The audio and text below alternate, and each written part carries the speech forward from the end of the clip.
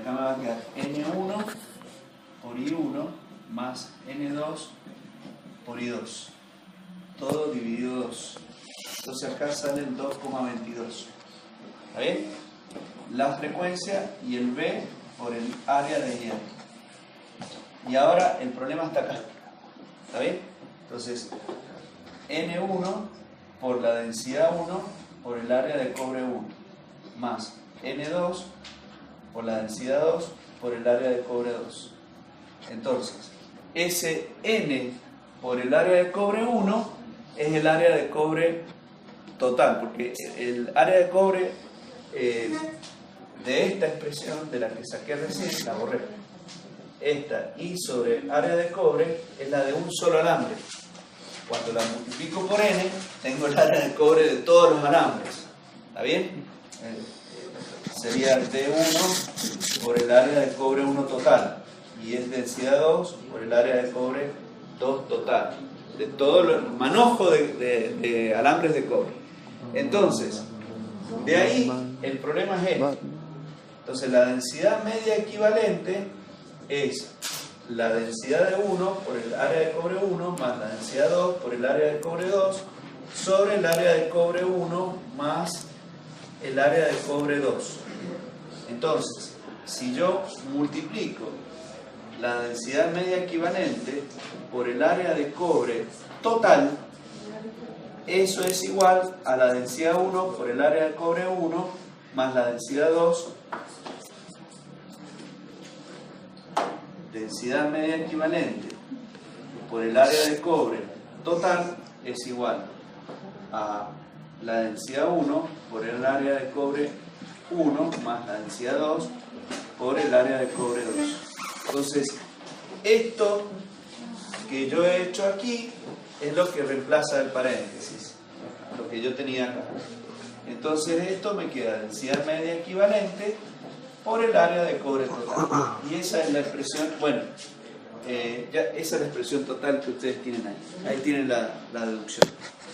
Ese es todo el menjurje, digamos. No es nada del otro mundo, pero no se lo pedí. Pero es para determinar la potencia aparente en volt-ampere por fase. Ustedes dirán, ¿para qué les hace falta todo esto?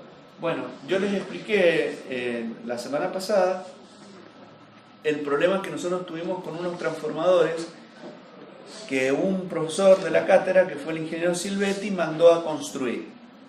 Porque él trabajaba en una fábrica de transformadores, entonces lo hizo construir. Y son transformadores de distribución hechos a escala, de los que ustedes tienen en el barrio de su casa, ¿sí? Donde ustedes viven. Hay una subestación transformadora con un transformador que el profesor hizo hacer escala. Y ahí nosotros tenemos 3 o 4 transformadores hechos a escala que son trifásicos de distribución. Incluso tienen hasta el regulador arriba. Después sáquenle foto, véanlo porque está hecho todo a escala. Claro, pero no había datos de esos transformadores, no teníamos chapa característica. Y se nos ocurrió hacer el ensayo de vacío y cortocircuito, a ese transformador. El ensayo de cortocircuito se hace a corriente nominal. Se regula la tensión hasta que circula la corriente nominal. Como no sabíamos de qué corriente era ese aparato, pues si no lo quemamos. Entonces tuvimos que hacer esto. Tomar el alambre y medir la sección del alambre. De esa forma, contando la cantidad de espiras, después tomando la sección del hierro, con una regla, midiendo la sección del hierro, la densidad media equivalente es de 6 amperes por milímetro cuadrado, aproximadamente, la del cobre, entre 6 y 8. Dependiendo de la pureza del cobre, esa densidad es de 8 amperes o 6 amperios por milímetro cuadrado de sección. Entonces, de esa forma, pudimos más o menos estimar la potencia aparente del transformador. Y con esa potencia aparente, ya sabiendo que era para 380/220, nosotros deducimos qué corriente podía tener digamos, qué corriente nominal podía tener el transformador. Eso lo corroboramos con la sección del alambre, porque si el alambre tiene más o menos 6 amperes por milímetro cuadrado, midiendo la sección, bueno, sabíamos si podía aceptar hasta 15, 18 amperes dependiendo de la sección, y más o menos nos dio. Por eso lo ensayamos. Pero ahora no lo pueden ensayar ustedes, porque para ensayarlo necesitamos un autotransformador trifásico, que no lo tenemos. Todavía no lo hemos podido comprar. Antes lo ensayamos, pues nos lo prestaban. Entonces le dábamos, aumentábamos la tensión trifásica hasta alcanzar la corriente nominal. Esto le estoy dando un ejemplo de dónde se puede usar esa expresión. Normalmente cuando no se tienen datos de la máquina, y todo eso lo tengo que deducir a partir de la máquina que ya está construida. Para eso tengo que descubarla. Ustedes, los transformadores trifásicos de los que yo les estoy hablando, están descubados. Descubados significa que no están con la cuba de aceite. ¿Ah? Por eso se pueden ver. Bien. El transformador en vacío creo que ya lo habíamos visto. A ver si se acuerdan. ¿De dónde salía el beta? ¿Qué expliqué yo? El anillo, que usé un anillo que se llama anillo de Rowland. Sí. ¿Qué vimos? Que la corriente de vacío y el flujo estaban desfasadas. Un cierto ángulo beta. Vimos que la corriente de vacío era una corriente periódica, pero no senoidal. ¿Se acuerdan eso? De ahí surgía el ángulo beta. También les dije, pónganse a jugar, les dije, y dibujen la onda de flujo y ataquen a ese flujo con una onda, digamos, ataquen el hierro con una onda de flujo que esté cerca de la saturación. ¿Se acuerdan? Mientras más cerca de la saturación esté, más deformada es la onda de vacío, menos periódica, menos senoidal es y mayor es el desfasaje. ¿Lo hicieron? No lo hicieron. Entonces de ahí surge el ángulo beta. ¿Está bien? Bueno, esto lo habíamos visto. En el circuito equivalente, la corriente de vacío es la FEM sobre la impedancia. Ahí está presentado con el circuito equivalente que a nosotros no nos gusta, pero no importa. Está presentado con la impedancia Z0 acá. Entonces la corriente I0 es esta. La FEM E1 es esta. Entonces la corriente de vacío, bueno, si está en vacío, esto no está. Vamos a borrar acá porque si no... Entonces, la corriente de vacío, la I0, es igual a la FEM E1 sobre la impedancia de vacío. Y en lugar de trabajar con la impedancia, nosotros podemos trabajar con la admitancia, que es la inversa. ¿Está bien? Y la admitancia, la I0, hemos visto que es G menos JB. ¿Se acuerdan de esto? No se acuerdan. La impedancia de un circuito inductivo es R más JXL. Y la admitancia, que es la inversa de la impedancia, será igual a 1 sobre R más JXL. Multiplicando y dividiendo por el conjugado, nos queda esta expresión. Y entonces nos queda R sobre R cuadrado más XL cuadrado, menos J X sobre R cuadrado más X cuadrado. Esto es el G. Y todo esto es el B. Como estamos hablando de un circuito en vacío, será G0 y B0. G0 es la conductancia y B0 es la susceptancia. O sea que si yo lo quisiera mostrar, ¿sí?, lo presento de esta forma como admitancia. La FEM por la conductancia, aplico propiedad distributiva, la FEM por la conductancia es lo que nosotros hemos llamado corriente histerética. Y la FEM por la susceptancia es lo que hemos llamado la corriente magnetizante. Bueno, acá tienen la E1 por la G0, la inversa de G0 es la R0. Profe, ¿voy a volver a decirlo de las corrientes allá arriba? ¿A dónde? ¿Acá? Eso, lo que acabo de decir. Bueno, E1, la G0 es la conductancia y la B0 es la susceptancia, que en este caso es inductiva. La FEM por la conductancia, ¿sí?, es la corriente histerética. O bien, la inversa de la conductancia es la resistencia. Entonces, E1 sobre R0 es IH. Y la corriente magnetizante es la E1 por la B0, como la B0 es la inversa de la reactancia. Entonces me queda que la corriente de vacío es la suma de la corriente histerética más la corriente magnetizante. Otra forma de ver en el circuito lo que nosotros ya habíamos deducido. Entonces, ahora la corriente de vacío tiene dos componentes, una corriente magnetizante y una corriente histerética. Yo se los deduje gráficamente, porque lo hicimos a través del origen, es lo que yo les di a través del circuito del cintazo de histéresis y del flujo. El origen de la corriente magnetizante y la corriente de pérdida en el hierro viene de ahí, viene de la respuesta no lineal del hierro. El hierro tiene una respuesta que no es lineal.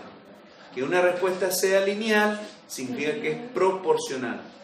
La resistencia, por ejemplo, tiene una respuesta lineal dentro de ciertos parámetros de temperatura. El hierro tiene una respuesta que no es lineal y por eso aparecen esas corrientes. La corriente de vacío, entonces la corriente histerética más la corriente magnetizante. Y de la deducción gráfica que yo les había hecho, esa corriente de vacío tenía dos componentes. Una que estaba en fase con el flujo y la otra que estaba en fase con la tensión, que era la corriente histerética, la I sub H.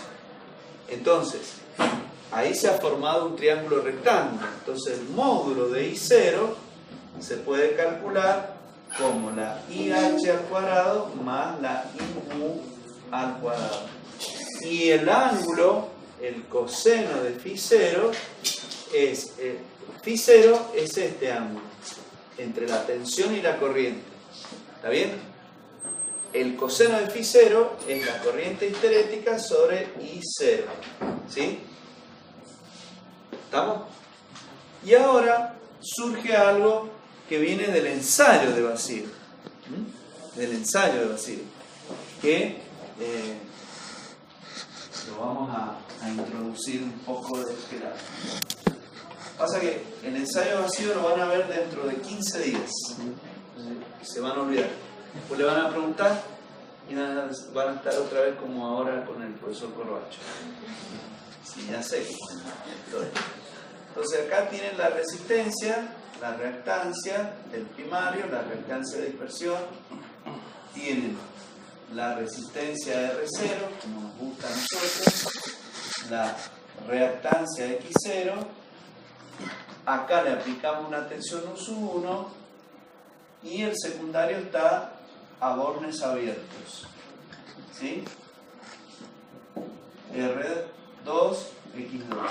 Y acá la FEM menos E1. Por acá circula la corriente I0. Cuando se hace el ensayo se hace con un transformador, un amperímetro, un batímetro y un voltímetro y el bobinado del transformador, el primario y el secundario en vacío.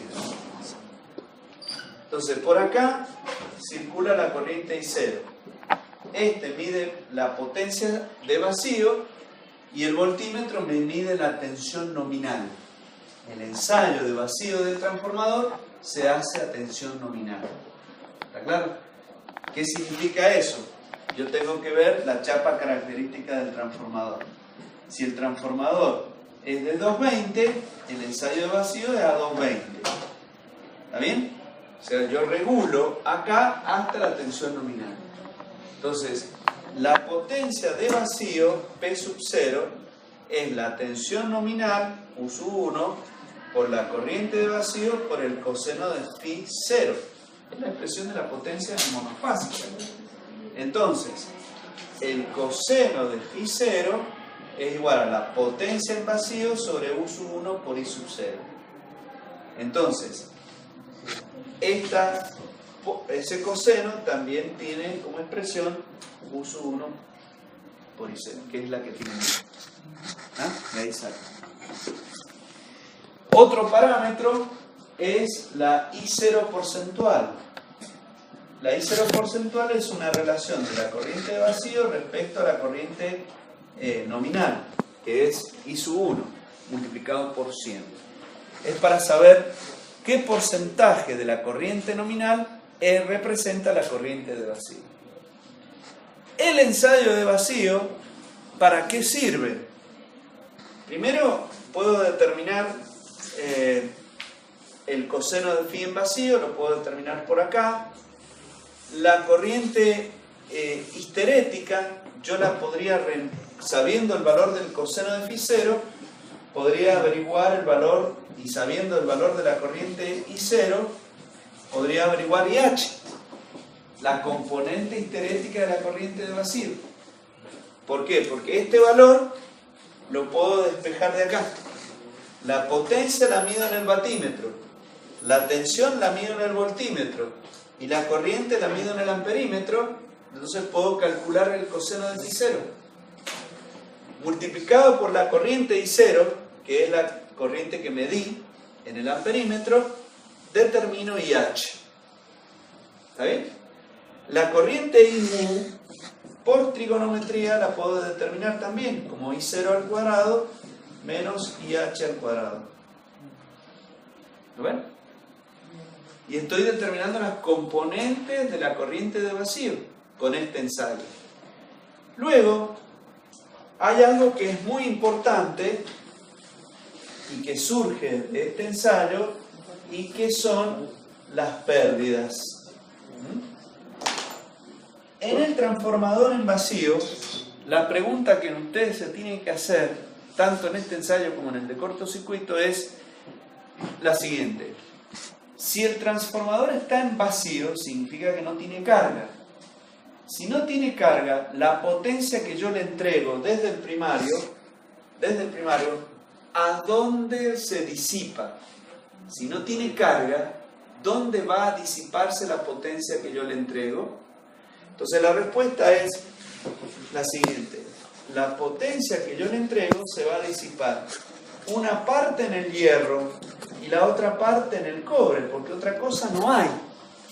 ¿Está bien? Otro elemento no tiene el transformador. Entonces, las pérdidas en el cobre se calcularían como I0 cuadrado por R, por R1, porque la corriente nada más circula por el primario. ¿Está bien? La corriente I0, si ustedes vieran el valor I0 porcentual, verían que es muy baja, no llega al 10%, menos todavía. Es una corriente muy pequeña. Elevada al cuadrado es más chica todavía. Y la resistencia de R1 es la resistencia del alambre, que también es baja. La van a medir este viernes. Van a medir la resistencia del alambre y van a ver que es de unos pocos ohmios, miliohmios. Entonces, estas pérdidas se pueden considerar despreciables. De manera que la potencia del transformador en vacío es aproximadamente igual a la pérdida en el hierro. O sea, con este ensayo yo puedo determinar las pérdidas en el hierro. Y si yo conozco la masa de hierro, en la que yo cuento, lo peso, podría determinar la cifra de pérdidas. Esa cifra de pérdida, la vamos enseguida, se hace con otro ensayo, que es el ensayo de Einstein. ¿Estamos hasta acá? ¿Sí? Bueno, me he adelantado, pero yo quizás lo vuelva a ver la semana que viene, o bueno, si hay tiempo, para que refrescar, porque este ensayo recién lo van a hacer el otro viernes. Este viernes no, el otro.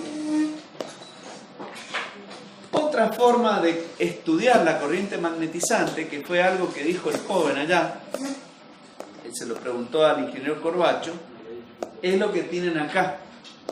La otra forma de obtener la corriente magnetizante es aplicando las ecuaciones del circuito magnético, ¿sí? La ley de Ampère. Eso fue lo que el joven dijo, la ley circuital, ¿sí? Que ustedes vieron en la unidad 1. Por eso se han olvidado. Es la unidad 1.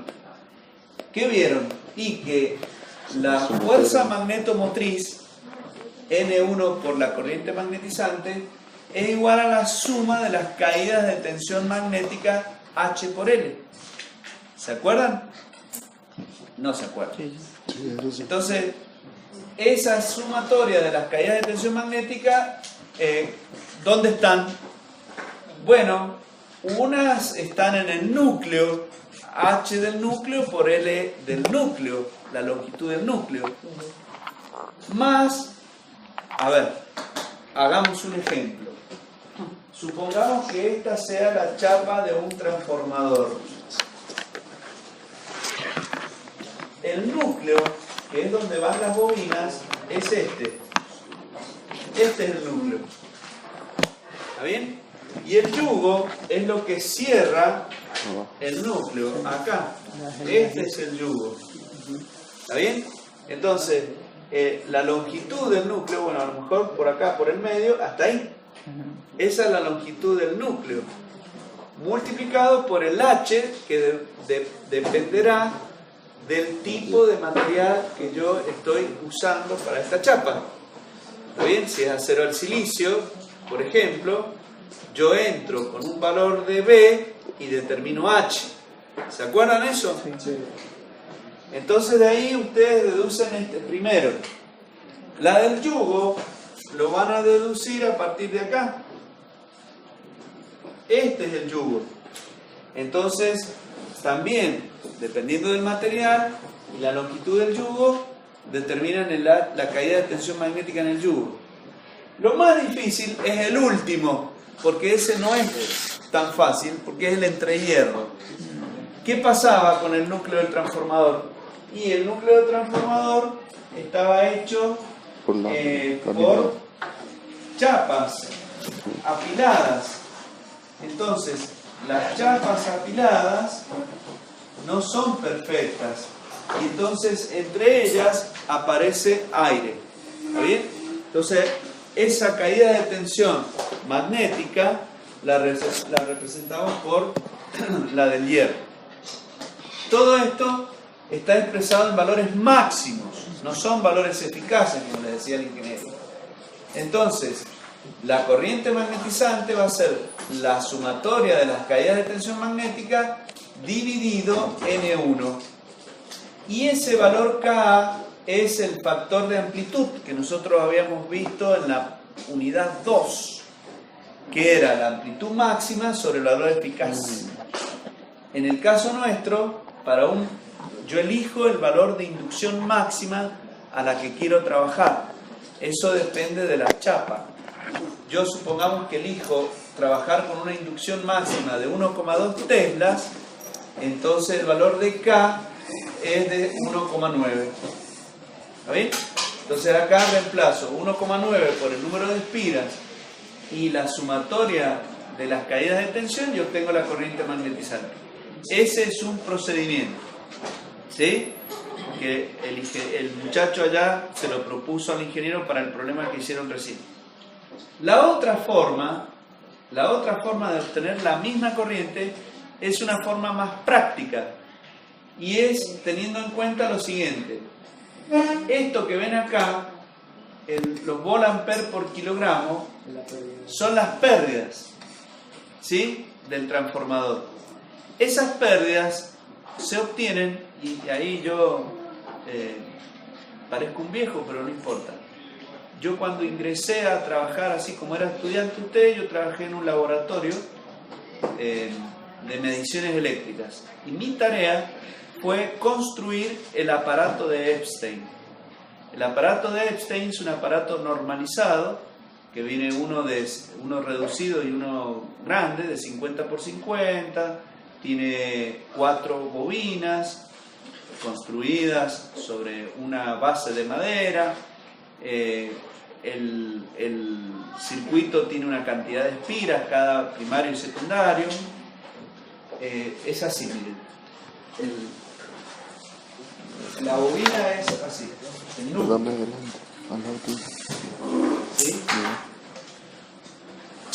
Fuera de caracol.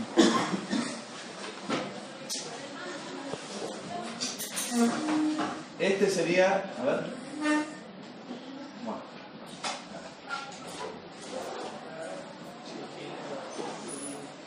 No sé si me estoy aburriendo. Sería así, la perspectiva, ¿verdad? No, profe, nos vamos porque cursamos, por eso se están yendo. Bueno, aquí adentro, esta sería la bobina. Los alambres están acá. Todo bobinado, primario y secundario. Y acá adentro se introducen las chapas. Se meten las chapas a ensayar. ¿Lo entienden? Adentro de ese núcleo se ponen las chapas que yo quiero ensayar. Se arma el cuadro, porque son 4 de esas bobinas, se arma un cuadro y con un batímetro de bajo coseno de pi, un voltímetro y una conexión especial, se determina las pérdidas por histéresis y las pérdidas por Foucault por separado, en función de la frecuencia y un sistema de ecuaciones. Es bastante complicado, pero el objetivo, digamos, final es determinar un valor que es muy importante, que se llama cifra de pérdidas, que son los vatios por kilogramo de la chapa. Es muy importante el ensayo. ¿Por qué? Porque yo puedo cuantificar y decir, esta chapa tiene tantos vatios por kilogramo de pérdida. Y entonces todo lo que yo vaya a construir con esa chapa va a tener más o menos esa pérdida. Entonces, acá, conociendo, eso se hace para un cierto valor de inducción.